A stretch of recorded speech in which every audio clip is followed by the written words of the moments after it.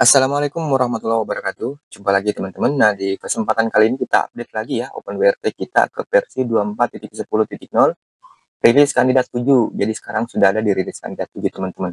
Dan tentunya luar biasa perkembangan dari OpenWRT saat ini ya. Jadi di sini betul-betul sudah dimaksimalkan pada bagian firewall 4 atau NF table-nya teman-teman.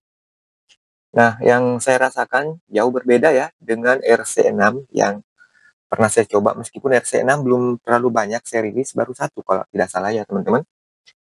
Nah, di sini saya beri versi Classwall 280125. Nah, baik seperti biasa tidak ada perubahan pada bagian interface ya, karena memang saya tetap akan bertahan di tema yang sementara digunakan ini teman-teman. Karena saya anggap kenapa sih tema harus dirubah-rubah? Lagi pula kita tidak akan mantengin panel OpenWRT kita ya, itu hanya sekedar dibuka sesekali untuk melihat pemakaian, melihat resource dan sebagainya ya. Tidak seperti apa ya, tontonan-tontonan lah seperti YouTube atau TikTok kita harus buka tiap hari. Kalau mau kalau apa ya, kalau OpenWRT mah tidak ya, teman-teman. Nah, di sini kita cek dulu di bagian routing. Nah, ini smoothnya kayak gimana gitu ya, terasa banget teman-teman dibanding versi sebelumnya. Untuk firewall 4 NF table ini semakin dimaksimalkan ya. Setiap updatean di firmware 24 itu cenderung lebih ke bagian network teman-teman, terutama di bagian firewall. Kita cek lagi di bagian sistem log. Di sini saya menggunakan AG680P1 yang bis hitam ya, bukan bis putih teman-teman. Oke, kita lihat di sini untuk log-lognya aman ya. Aman. Lognya juga semakin lengkap teman-teman. Kita cek untuk kernel log. Ini luar biasa lengkap ya, log-log yang ditampilkan di updatean kali ini. Nah, jadi buat teman-teman yang pandai membaca log itu justru lebih tertolong ya dengan adanya log yang selengkap ini teman-teman. Jadi bisa kelihatan kekurangannya di mana, permasalahannya di mana jika terjadi sesuatu kendala ya, terkendala, kita bisa lihat dan kita bisa fix, belajar dari log yang ditampilkan di sini teman-teman. Kita lanjut ke bagian proses. Di bagian proses paling saya cuman mencari yang mencurigakan ya di bagian-bagian bawah sini teman-teman.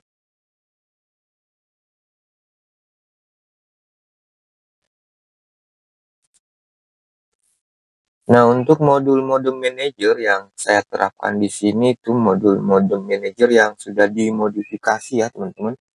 Jadi lebih gampang mendeteksi modem-modem rakitan ya. Karena modem rakitan terutama modem seperti DW, Vibocom itu banyak teman-teman yang terkendala dalam settingannya ya. Oke, kita lanjut. Rememcase. Oke. Nah, kita lihat di bagian sistem. Nah, jangan lupa ya teman-teman untuk merubah time zone sesuaikan dengan TKP masing-masing. Dan kalaupun ada yang ngalamin ya, misalkan pernah merubah time zone ke Jakarta semisal, itu jamnya masih tetap selisih. Jadi itu tinggal ditunggu aja sebenarnya teman-teman. Nah, itu juga butuh waktu ya untuk sinkronisasi. Jadi tinggal ditunggu aja, paling tidak sampai setengah jam atau 30 menit itu sudah normal ya. Nah, di sini saya defaultkan saja, tidak lagi menggunakan ID full ntp.org ya. Saya gunakan bawaan dari OpenWRT-nya. Kita lanjut untuk bagian administrator. Untuk mengganti password kunci silakan ya di sini teman-teman.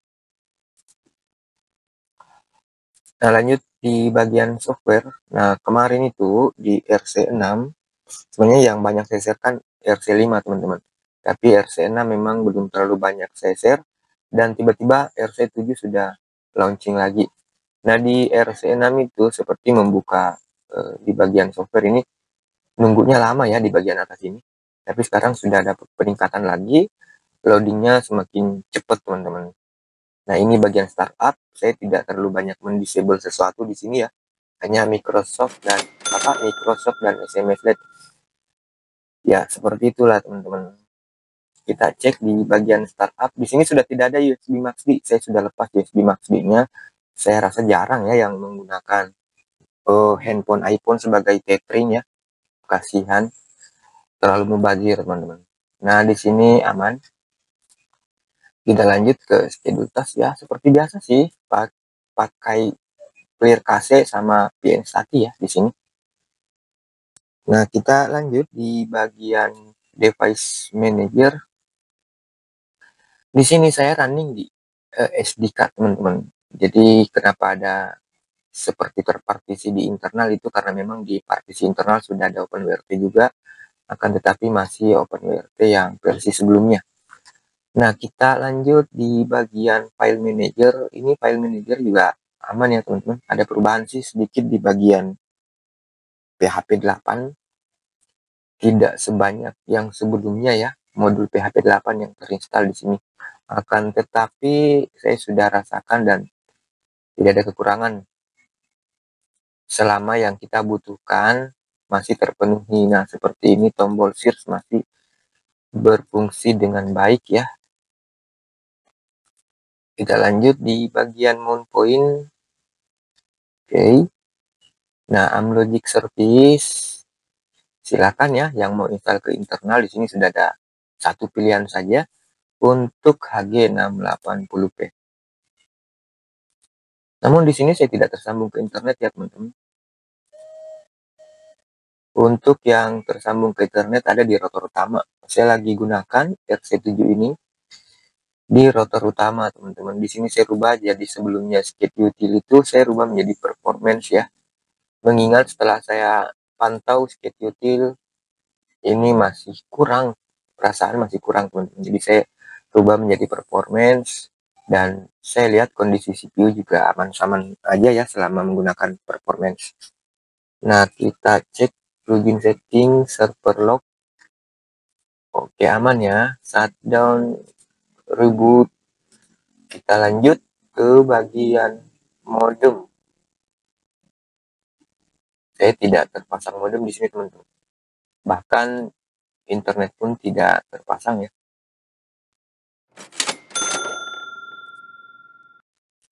Intinya saya pastikan setiap tab bekerja dan bisa terbuka secara sempurna dan tidak ada yang error-error teman-teman. Proxy log, oke, aman. Di sini sudah menggunakan Mihomo yang terbaru dan saya tambahkan untuk menu backup ya. Jadi jika kita klik tombol backup itu langsung otomatis mendownload teman-teman. Untuk mixin config, oke.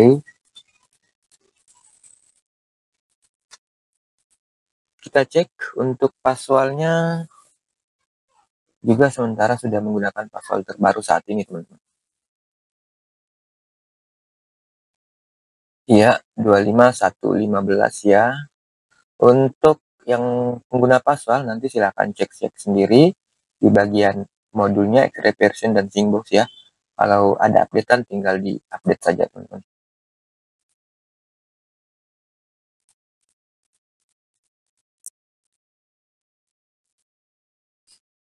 Oke, di sini juga sudah ada menu backup ya untuk password, restore backup, download backup, dan reset. Ini maksudnya reset konfigurasi ya teman-teman. Nah, untuk OpenPlay sendiri aman ya. Di sini saya sudah sediakan konfigurasi dan tinggal isi akun saja teman-teman. Nah, kemudian pesan saya ya, pada saat mengisi akun sebaiknya diedit saja teman-teman, tidak usah ditimpa semuanya. Takutnya ada karakter yang tersisipkan dan bisa membuat konfigurasi malah tidak bisa berfungsi. Jadi cukup ganti seperti ini ya, ganti aja yang diperlukan teman-teman. Yang lain dibiarkan gitu ya. Nah, semisal ingin mengcopy trojan ini ke akun Pimes, apa ya, cukup copy yang ini saja teman-teman, sampai di bagian tipe copy, kemudian barulah dipindah ke sini ya. Nah, jadi nama yang depannya ini tidak penting untuk dirubah ya. Yang dirubah itu sampai tipe sama host, sampai host. Dan saya pesan sebaiknya dirubah hanya di bagian yang berpengaruh saja teman-teman. Tentunya seperti ID, server, server name, atau di SNI ya kalau Trojan, di path dan host. Itu aja yang dirubah teman-teman. Oke, aman ya, server log clear. Kita lanjut, base 64 decode encode aman bekerja. Lanjut lagi ke bagian tile scale. Di sini saya sudah setting sedemikian rupa juga untuk bisa berfungsi dengan baik teman-teman ya. Nah, untuk terminalnya sendiri kita cek sudah menggunakan Flippy 6.6.74. Jadi naik lagi ya versinya dari OpenWRT Rere sebelumnya teman-teman. Lanjut di bagian service sudah kita menuju network interface aman teman-teman. Jadi di sini saya tinggal menyediakan satu interface saja. Saya tidak lagi menyediakan W10 karena W10 itu bisa DHCP dan bisa juga dari modem manager ya. Yang pasti saya sudah sediakan untuk ETH1 modemnya teman-teman. Untuk bagian routing sendiri ini smooth banget ya. Sampai tidak kerasa ngebuka tab demi tab seperti ini teman-teman. Oke, di sini saya menggunakan Quad9 ya DNS-nya. Untuk di area tertentu mungkin saja DNS ini tidak bisa berfungsi dengan baik. Tinggal hapus dan tambahkan DNS Google teman-teman.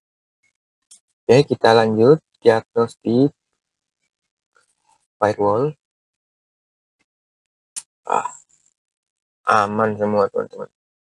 Nah, untuk teman-teman jika mengalami kendala, cukup cek aja di sini ya untuk kendala koneksi di sini. Kalau bisa di accept aja semua teman-teman. Tidak ada masalah kok di situ. Kemudian di save and apply.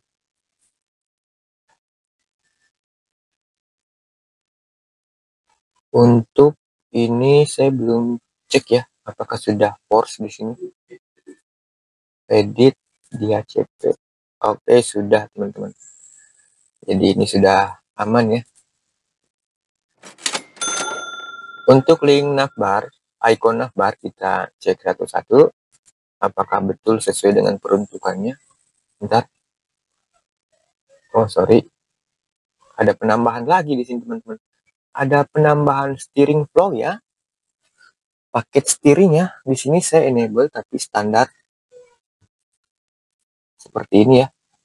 Oke, kita lihat di device. Ini saya yang enable atau kayaknya dari sononya ini teman-teman. Oke, kita cek untuk net monitor, file manager, kemudian mihomo, password, kemudian open class. Nah, untuk link navbar, terminal, YouTube, about. Nah, oke ya buat teman-teman, terima kasih banyak yang sudah berdonasi di PRWRT dan donasi dengan nominal tertentu itu akan masuk ke dalam grup dan di grup bisa mendapatkan firmware yang tentunya saya sudah optimasi sedemikian rupa untuk lebih agresif, lebih lebih cepat internetnya dan lebih stabil teman-teman. Seperti itu karena memang untuk settingan-settingan khusus itu butuh waktu dan sangat lama untuk mendapatkan kecepatan yang maksimal teman-teman.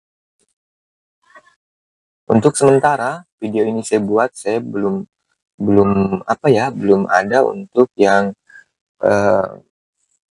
untuk yang donatur karena itu butuh waktu dan butuh ketenangan untuk bisa setting sedemikian rupa. Yang pasti di settingan umum seperti ini nih sudah lancar, apalagi di settingan khusus. Nah, baik teman-teman, saya rasa cukup sampai di sini. Mudah-mudahan bermanfaat. Terima kasih banyak. Assalamualaikum warahmatullahi wabarakatuh.